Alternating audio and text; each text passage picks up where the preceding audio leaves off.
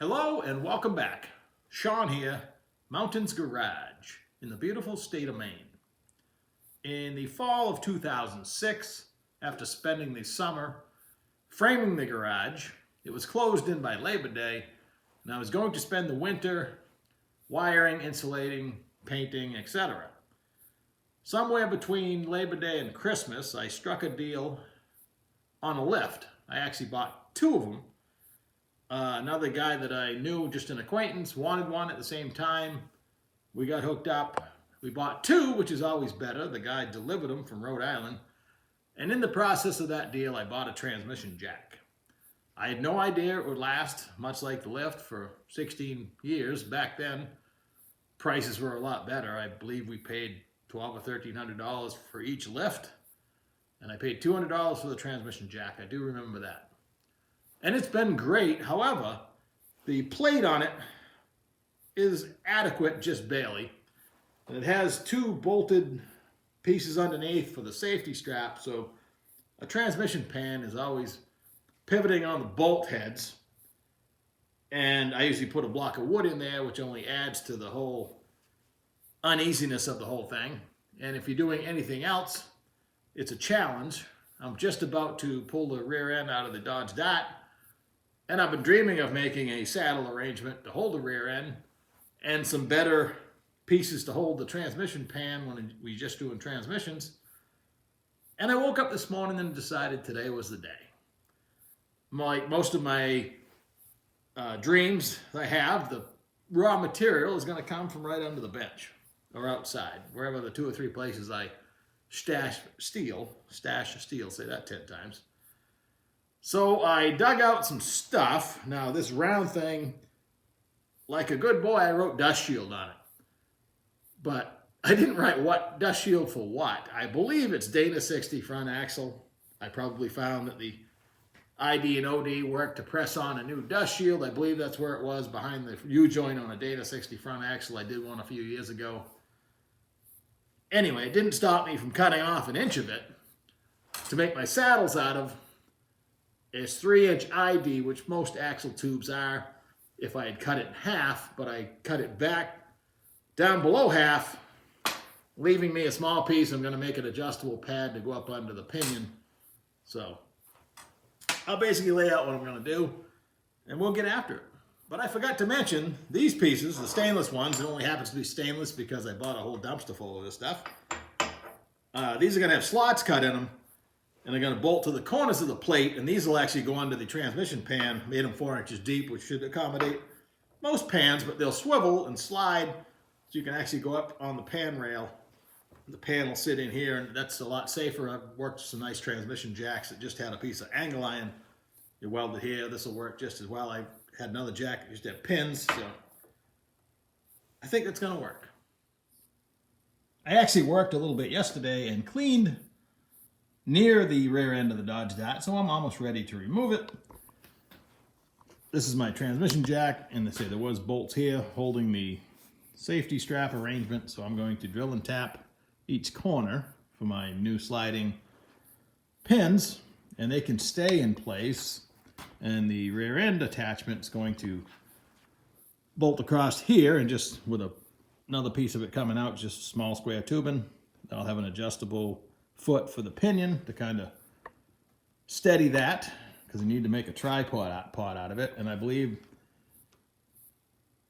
I'll probably still have the same brackets that held the safety chains or make new ones, because no longer will the pan interfere. It'll be jacked up. So let's get busy. This is going to be the basic concept. This will be the adjustable foot. I still need to drill a bunch of holes. I'm guessing these are 6 inches high to clear most differentials. I measured a couple. And this should have to be extended to hit the pinion.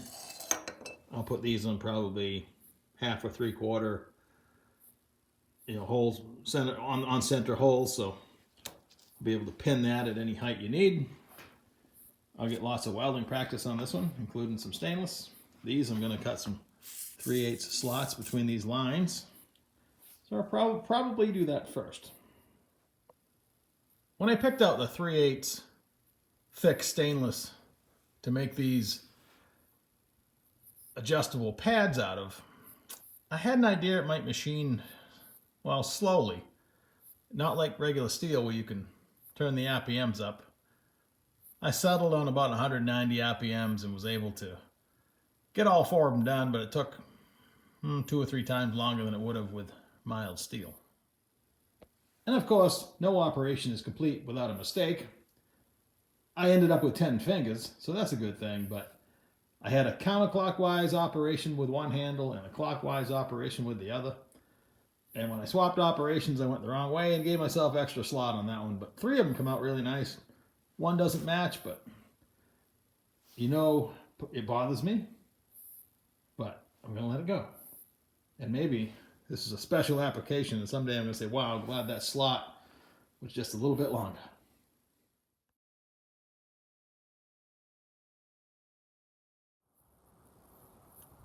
After taking a small lunch break and making a chicken pie, I'm taking advantage of this warm day, and I'm going to dig the 9-inch Ford out of the box, and it's way in the back. I heard that Punxsutawney Phil saw a shadow this morning. 6 more weeks of winter, but today, at least right now, feels like springtime. I also heard it's going to snow tonight. I got the 9-inch Ford dragged inside, and the tail of the tape officially is 57 1/4 inches. There's a Curry housing and axles, brand new or almost new brakes, brand new center section, 350 gear, Detroit locker, 1350 yoke, good stuff. The 8 3/4 Mopar is 57 and almost 5/8 of an inch wide. Even if you call it 57 1/2, the 9-inch Ford is 1/4 inch shorter or narrower. And that's just fine with me. Up to an inch would have been good with me. Shorter or narrower. My method of measuring is just bolt on a couple pieces of angle iron and measure between them where the wheels bolt on. The only important measurement I care about. Back to my transmission jack modification. I've got all my pieces drilled and cleaned up and ready to weld. And I've dragged over the leads for the Lincoln TIG welder. That's what I'm going to use this afternoon. And the UPS truck just dropped off my new welding helmet. I did some studying, and this one gets pretty good reviews. It's an $89 helmet. It compares to 300 or 400 ones, sometimes even better, depending on who's doing the review. And it has 3 windows. These don't darken, but the middle viewing area is a lot bigger than what I'm used to. And it's supposed to be true color, not green. It's supposed to be closer to real color while still protecting your eyes. Even came in the bag. I'm not a paid spokesman, and if it's any good or not, I'll let you know.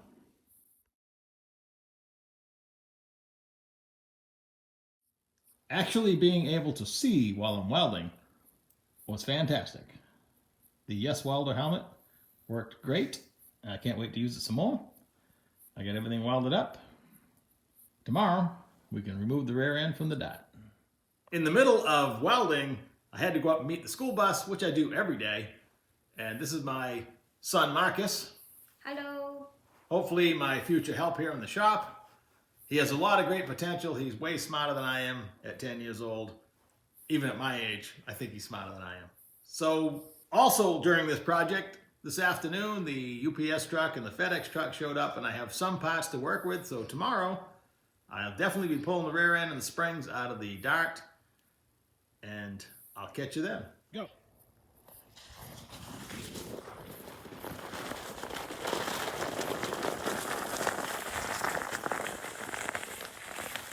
Not quite a record, but close.